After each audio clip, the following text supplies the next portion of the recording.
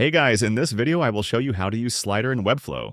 Alright, so let's begin with the video. First, open your browser and go to webflow.com. Once logged in, head over to your Webflow dashboard and open your project or start a new one.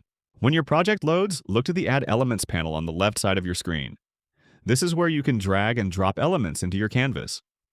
Scroll through the options and locate the slider component.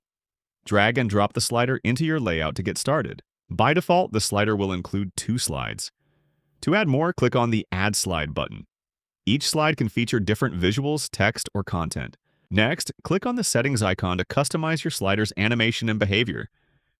Under the Animation section, choose the transition style that fits your site's theme best. For example, fade, crossfade, or slide over.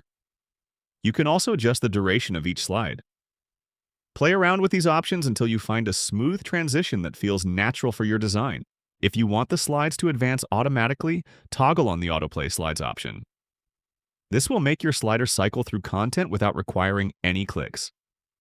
For more advanced customization, use the Custom Attributes panel to fine-tune spacing, alignment, or slide behavior. Next, click on Style to modify typography, button color, and layout.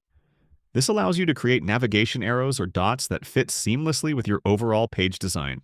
Once you're happy with your slider's look and performance, click Publish to make your updated website live on your selected domain. And that's it. So that is how you can use Slider in Webflow. So that's all for this video. Thanks.